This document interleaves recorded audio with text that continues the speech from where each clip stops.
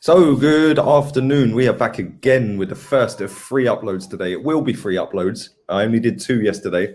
I was planning on doing 3, but then it took me about 2 or 3 attempts to edit the vlog on the More League Gunner channel. Go and subscribe. Thank you for 4.5k. Make sure you go and check that out. But yeah, who knew that non-copyright music you could be copyrighted for, or copyright, or copywritten, whatever the flipping word is. I don't even know. It's way too hot. I am sweating today, man. It's like mid-30s already, and it's like not even lunchtime.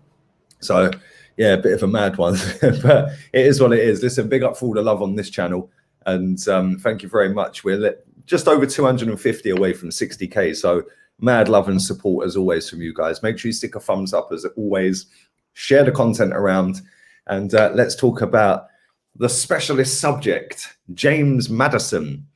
James Maddison. We've got James on the Liverpool channel. We've got James Rodriguez at Everton. We're going to get James Maddison to Arsenal. But are we though? That is the question. I don't really know. The AFC Bell. Anyone remember him? I'm sure you do. He was the one who called Thomas Partey before anyone. He's just put a whole series of tweets out about 5 minutes ago as I record this. So we're going to translate them and go through them, and I'll give you my thoughts and feelings on it. But he says, information, and it says, Arsenal have appointed a broker and they have begun to test Leicester City in around a possible deal for James Maddison. The feeling in the camp is that Maddison is not untouchable or unsellable, but rather a window of hope if the price is right. And then continues on. I have to translate these one at a time. Won't let me do it in one hit. Arsenal have made their own investigations regarding the player's injury history and records and the suitability of signing him under these circumstances, and still have a serious interest in Maddison. But it is understood that the 2 clubs are far from being close at the moment. We continue. It is understood that one of the reasons for the valuation gap between the 2 clubs is that Norwich City included a clause in the sale of Maddison to Leicester that would entitle them to a percentage of the profits on any future sales. Sources close to Norwich did not disclose the exact figure, but the claim is the percentage gap is between 10 and 15% of the fee, hence why they want a lot of money. Arsenal is open to negotiating with Leicester City and reaching a compromise regarding the price of a deal to suit all parties. But if Leicester insists on an astronomical amount, the club will turn to the other options on the list, as mentioned in January.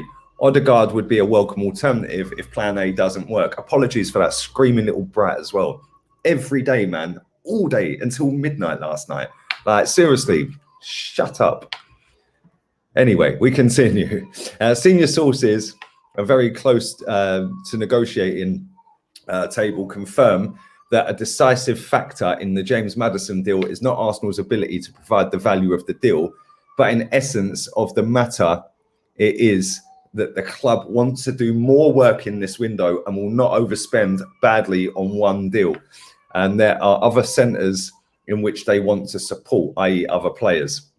And finally, it says, the end is not written in the James Maddison deal and it is not dead, but at the same time, it is not close or decided. The club is working behind the scenes silently. Let's see what the club can do and achieve in the coming weeks, and let's pray for the good news. So basically, what I gather from that is that we want him. We've inquired. We've hired a broker, an intermediary, to go and sort this out. But they want 70 million. And the reason they want 70 million is they've got to give 10 to 15% to Norwich. Because of the sell-on. So that'd be what, anywhere between 7 and 10.5 million, which is why it's gone from 60 to 70. So that kind of makes sense.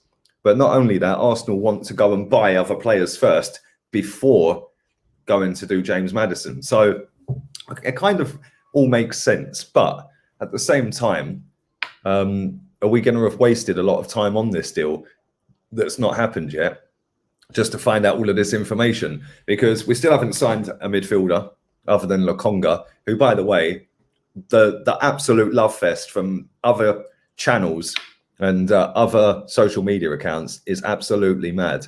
The kid's played 2 games, not even 2 full games. Just give him a chance. Like, stop overhyping him, man. Like, people banging on like he's the second coming of Vieira. Like, seriously, you like, don't learn, man. And then that gets peddled out there.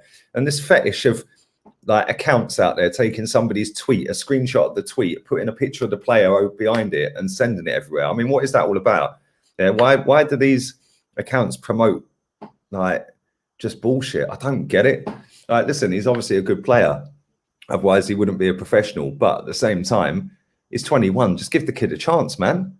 Like, stop hyping him up and hyping him up and hyping him up. These are the same people, by the way, that have been slagging off El Neni because of yesterday, the goal that Watford scored. The same people that when El Neni was running around pressing at Old Trafford in stoppage time, were going, oh my God, the work rate, the energy, give him a new deal. These people are confused, man. Proper confused. Anyway, rant over. Let's carry on about Maddison. Yeah, I would like Maddison. We all know that. I think most people would like Maddison, especially if it's a choice of Maddison and Odegaard. But I do think we're going to end up with Odegaard because it's cheaper. It'd be less headache to get done. And that would free up more money to go and spend everywhere else. So 70 million for James Maddison, I'd love to do that deal because I think he's quality and I think he's light years clear of Odegaard, who, by the way, is only 2 years younger than James Maddison. Like, again, another comparison. Oh, his ceiling's higher. Well, based on what? Because it ain't his performances. It's based on what? His age? Based on the fact he played for Madrid or signed for Madrid at 15? Right? It just makes no sense to me how people, their thought process is. At the end of the day, we're literally 2 weeks, 15 days it is until we kick off against Brentford. And we've still not got a midfielder other than Lokonga. We've still not got what is required. Ben White's still not been announced, albeit his medical's done. He's at Sopwell House Hotel. So yeah, he's signed, still delivered. They just haven't announced it yet. But it's like, why can't we get our business done early? Why is it always us that mess about? You know, Man United have gone and signed 2 big boys. Yeah, and we're out here with 2 backups and Ben White. Like, come on, man, let's speed this process up. If we want to wait for James Maddison, cool, and you want to wait till the end, I get that. But where's the other deals? Yeah, I understand that it's a lot of money on Maddison. It is a lot of money. Let's not get it twisted. So if that is the case, stick that on the back burner, go and get the other deals done because we're literally 2 weeks from kickoff.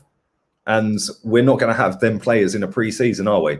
Which is what this manager has been banging on about since he got it. Oh, I need a pre-season. I need a pre-season. No point having a fucking pre-season, my friend, if you haven't got your players in it. So what's the hold up? Anyway, let's move before I get stressed. Make sure you subscribe to the channel if you're new. Make sure you are sticking a thumbs up on the video. Let me know your thoughts on all of the AFC Bells tweets. Do you think Arsenal are doing the right thing by not just going head first and getting Maddison, trying to get other deals done and then seeing what's left to go and get Maddison? Or do you think, no, if you want the player, go and get him, worry about the rest later? I don't know. You let me know. Leave it in the comments section down below. Make sure you subscribe to the More League Gunner channel as well. I will be back again at 5 o'clock today. So keep your eyes peeled for that. We'll be talking about Ruben Neves. And then I'll be back again at 10 o'clock. We are linked to a Juventus midfielder. So keep your eyes peeled for that at 10 o'clock as well. It's going to be fun trying to pronounce the guy's name. So yeah, all have a wonderful day. Make sure you check out the vlog channel. Going to pick up the car today. We're going to be cruising around in sunny Spain, southern Spain. And the next couple of vlogs, you're going to see different areas and different places. So that's going to be sick. I can't wait to do that. And yeah, I'll be back again at 5. Don't forget, I'll tet her out. Out.